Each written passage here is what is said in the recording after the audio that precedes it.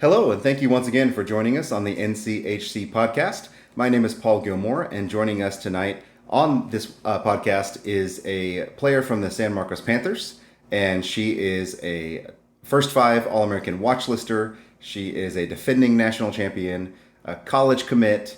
I'm sure a lot of other things as well, but I'm being joined tonight by Kendall Beck. And Kendall, how are you doing today? Good. How are you doing, Mr. Gilmore? I'm doing well. Thank you for asking. Yeah, thank you for taking the time to join us on this podcast. Wanted to talk about hoops, and obviously, we're well aware that nationals is coming in just a few days. People are going to be heading up there to Springfield. So, wanted to connect with you and just talk with you about everything going on in life and homeschool basketball and all the things like that. So, I'll start from your team and the team that you guys are on, the number one ranked San Marcos Panthers. So between yourself, Maddie Herda, and Kayla McGarity, your team has three All American watch listers. So very, very deep team. And the three of you also all played on the same AAU team, the Austin Elite. So what is it like having that kind of continuity with your teammates and that connection to play, off season and during the season? I think it's super helpful. I mean, knowing somebody on the court is different than knowing them as just a person outside of basketball. And playing all year round with somebody helps you to know them as a person. And so being able to play year round with Kayla and Maddie was awesome because I got to know them truly as just people, but then also on the court, I got to know, more of their moves, their shots, where they are in the court. So that helps our um, kind of our connection on the court and our chemistry helps it to be stronger. So I know where they're going to be when I'm doing something, or I know where I need to be so that they can play off me or I can play off them, vice versa. So, It's a great point. A lot of times, every year you have a team that's a little bit of a different dynamic. You have some seniors graduate, or you have some, lower classmen moving up to the varsity level. But like you mentioned, to have that continuity of teammates where, you know where they like the ball when it's passed, or they know how you're going to cut, or they know, as soon as she gets the rebound, I'm gone on an outlet. So I'm excited to see you guys up at nationals. You had the chance to win the district again, win the regional again, and looking to go back to back for undisputed national championships. And speaking of which, last year you guys made by far the deepest run in program history, culminating to winning the undisputed national championship against a very good HEA Firebirds team. What was that feeling like for you as soon as that final horn sounded? honestly, a lot of unbelief, kind of a lot of amazement just because we had done so much. I mean, we went 47-3 last year, um, including the public school, the homeschool teams that we played.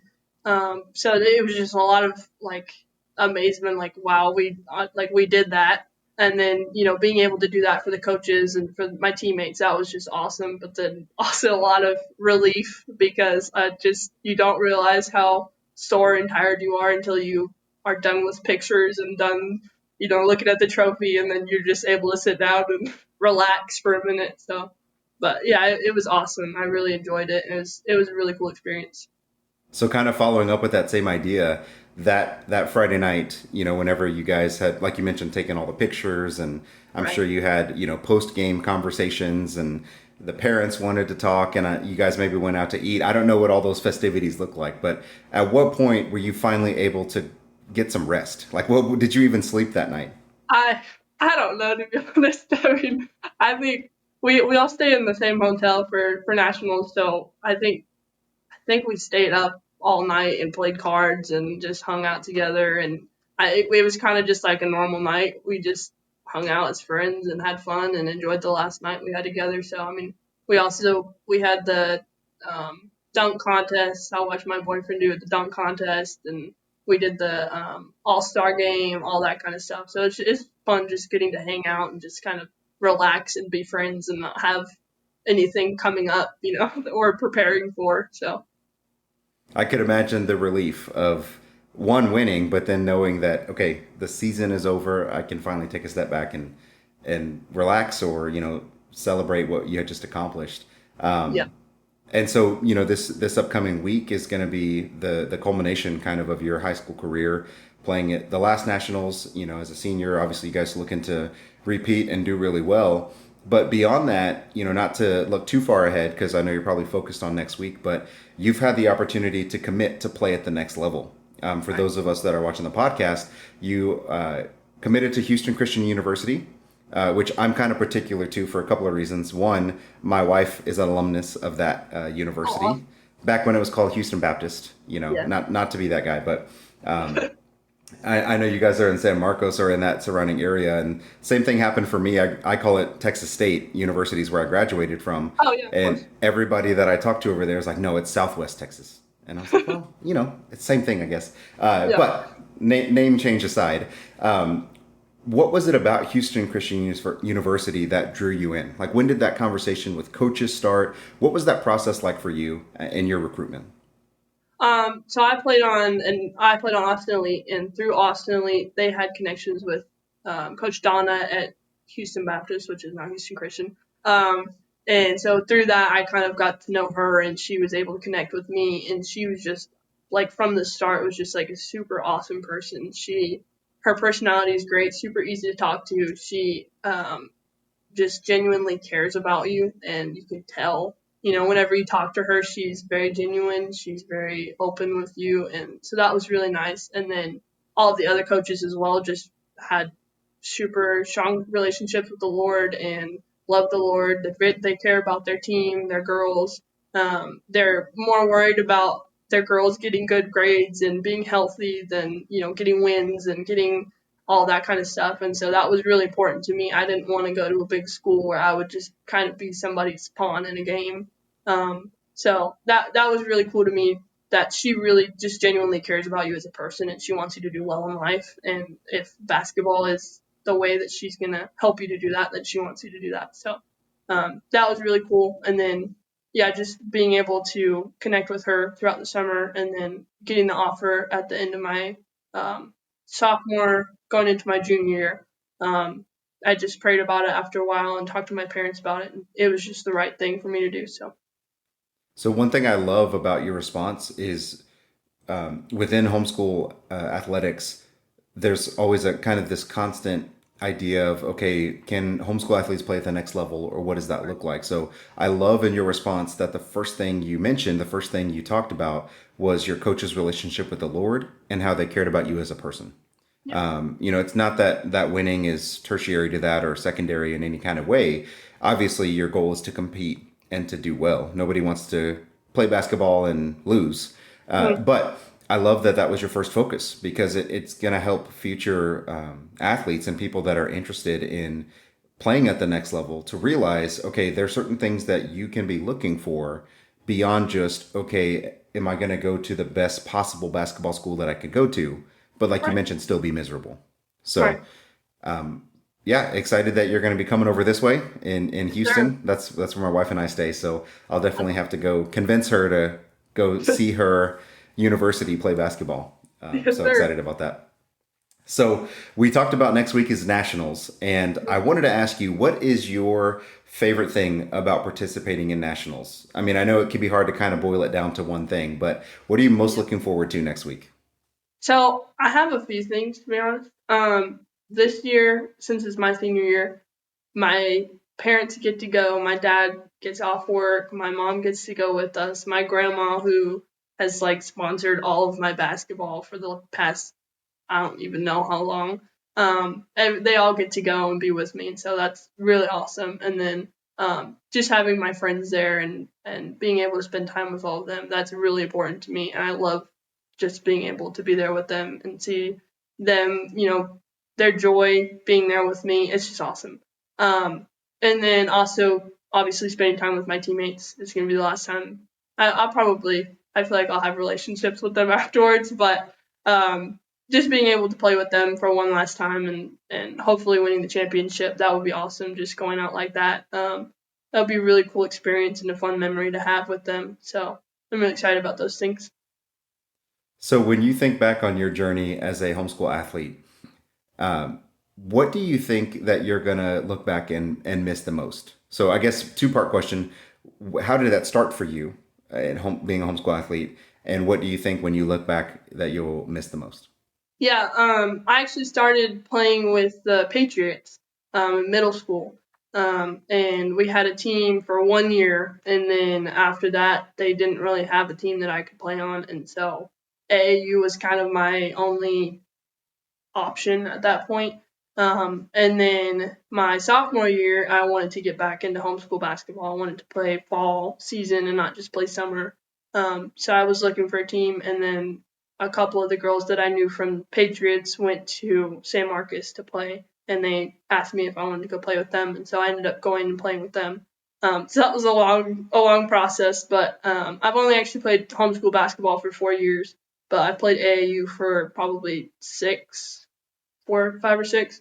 So that was a long process, but I've enjoyed every year of homeschool basketball that I've gotten to play, and it's been a really fun, enjoyable time, and getting like I've had so many relationships that have come from homeschool basketball, a bunch of friendships, a bunch of people that I wouldn't have known otherwise.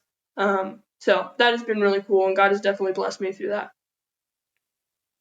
I think that's one of my favorite things too that I look back on is, you build these relationships and you meet all these amazing coaches and players and people that you mentioned, teammates that you'll know probably for the rest of your life. And I just love it. I'm still involved now, however many years later, and every year getting to go back and seeing people that I played against or coached against, or Right. I'm kind of dating myself, but a long time ago, and a lot of people are still staying involved, and it's just a really cool community. And so Yeah, I'm for sure. I'm glad that you've had a chance to be a part of it, and it's not over yet. There's still Yep. another week. Okay, so speaking of, again, next week, when you look at the San Marcos team, I wanted to kind of talk about the pressure, if you will. So Sure. going in as a un, undisputed national champion, looking for Mm. another one, the number one overall seed, in some ways the target of every single team. Is there pressure? Is there a lot of pressure facing all of those things? Or is it more freeing going into next week being like, you know what, we've been there last year, we've done that, we can do it again? Yeah. For me, I don't really put any pressure on myself. I used to put a lot of pressure on myself, and I've kind of learned from that.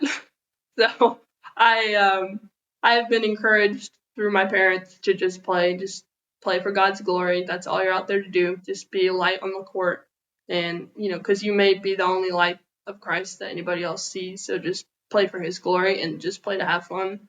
So that's really, honestly, that's what my focus has been this year. Having college kind of secured, I'm just focused on having fun and just, I want to play. I want to do everything to the best of my ability um, as I'm serving the Lord, but also I'm here to have fun. And I love that people think that there's a lot of pressure, and I love that people are gunning for us. I think that's awesome, but I'm also I'm out here having fun, just playing with the abilities that God's given me. So, You had mentioned you guys had a lot of success last year, going 47-3. Obviously, a lot of success this year as well. I meant to ask you, do you have ever come across any people that outside of the homeschool realm that just have a lot of questions about your team, or homeschool basketball, or anything related to just this really really good basketball team that happened to be homeschool ladies? oh yeah, absolutely. I mean, anybody, I mean, at work, at church, anybody that is not familiar with homeschool basketball, it's just, they're like, did that exist? I didn't know homeschool sports existed. Like, I'm like, what else? How else would I play basketball? And I think the whole culture is focused on AAU and all that kind of stuff. And so for there to be homeschool sports is like insane. And then for a homeschool girl to have a D1 offer is like even crazier, and people can't believe that. And so it's really fun getting to explain that to people. And yes, I do have friends, and yes, I do socialize outside of my house. Like, so it's pretty funny, but yeah, I enjoy being able to talk to people about it. Yeah, and all it does is bring more exposure, right? Exactly. Obviously, we're aware of what next week looks like, however many teams are going to be there, just the whole production that goes into it. But it always is fun when someone come from the outside is like, wait, what? And has that moment of realization of what it is. So I've enjoyed as well during this conversation your, I can tell your devotion and your personal faith is evident in the way that you respond. And I wanted to ask you, how does your faith play into the way that you conduct yourself both on and off the court? Yeah, my parents, I mean, I grew up in a Christian home. I grew up going to church every Sunday, every Wednesday. Um, but my parents always made it very clear that your faith is your own. You work or you don't work, but your faith is your own, and you are not living for anybody else except for the Lord.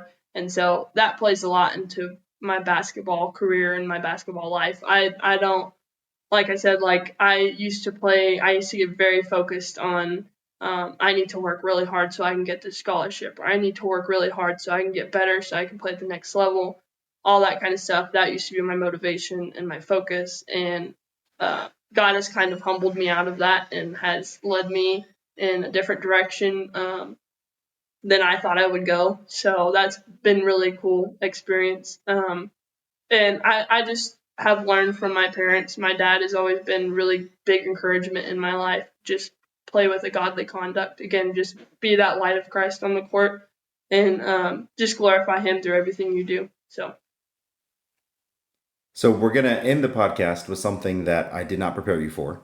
And hopefully it's something that you don't mind. It's something that I'm going to alrighty, call lightning round. So I'm alrighty, going to ask just a series of questions, and I want you to answer with the first thing that comes to your mind. okay, Okay, you do ready? my best. Sure, Okay. Favorite food? pizza. The last thing you bought online? Oh God, a basketball, basketball Was shoes. There you go. was that for nationals? Yeah, Okay, next one. Funniest teammate? Maddie Herda. Nike, Under Armour, or Adidas? I gotta say Under Armour because that's my school. The best basketball movie? Gosh, I don't watch the Hoosiers. I think that's one. Good response. All right. Favorite homeschool basketball memory? Nationals every year, just being with my team for a whole week. Okay, last one. Your favorite scripture? Favorite scripture? Holy moly, Matthew 6:33. Do you want All me to right. recite it or? I wasn't going to try to put you on the spot like that, but Okay. if you know it, I think it could be beneficial for people to hear. Seek first His kingdom and His righteousness, and all these things will be added unto you. I think that's right. Don't quote me. Well, depending on which translation, right? Yeah, yeah. All right. Well, Kendall, thank you so much for your time. You've been an awesome guest. Enjoyed our conversation, and looking forward to seeing you just in a couple of days up there at Nationals. Yes, sir. Can't wait. Appreciate All it, right. Thank you. sir.